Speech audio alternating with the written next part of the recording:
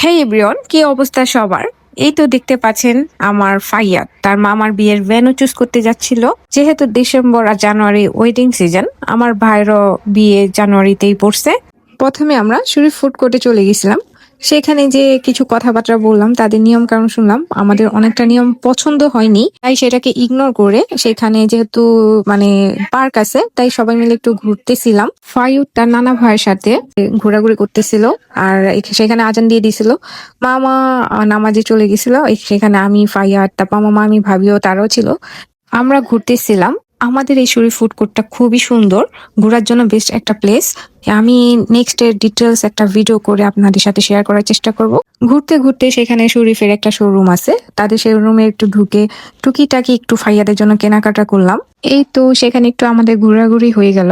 সেখান থেকে বের হয়ে আমরা যাব একটু কমিউনিটি সেন্টার দেখতে। আসলেই কমিউনিটি সেন্টার পাওয়া যাচ্ছিল না, কারণ সবাই তো জানেনই ডিসেম্বর আর জানুয়ারি মানেই ওয়েডিং সিজন। এই কারণে সব কমিউনিটি সেন্টারও 6 মাস আগে থেকে বুক হয়ে গেছে।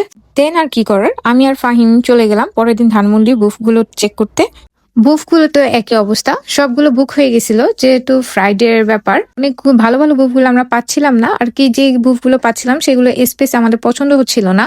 দেন আমরা সবাই মিলে আরো কয়েকটা বুফ দেখে ফরেস্টে চলে গেছিলাম। সেখানে আমরা বুফটা মানে আমাদের ডেট অনুযায়ী খালি ছিল, আর আমাদের ইচ্ছা ছিল ফরেস্টেই করার। আর দেখলাম যে না, ডেটের সাথে মিলে গেছিল। আর যেদিন আমরা দেখতে গেছিলাম সেদিন হয়তো বা আমরা বুক করিনি, দেখে আসছি আর জেনে আসছি।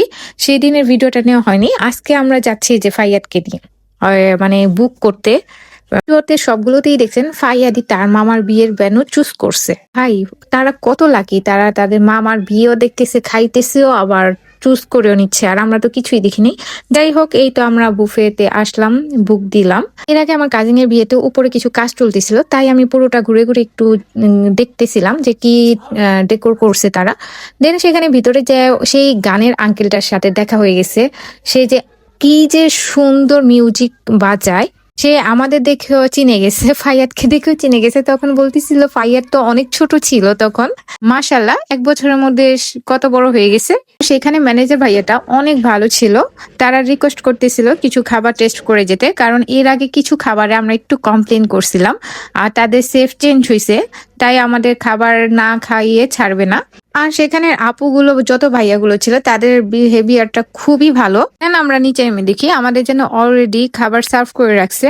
দেন ডেজার্টও দিছিল। ডেজার্ট খেয়ে সেগুলো ভিডিও নেওয়া হয়নি, যেহেতু আমি চকলেট কেক পছন্দ করি, তাই ভাই আমার জন্য স্পেশালি ভাবে চকলেট কেকটা আমাকে দিচ্ছে। সেটা বিয়েতে রাখবে কিনা, আমি বলছি হ্যাঁ রাখবেন সেইটাই বিয়েতে।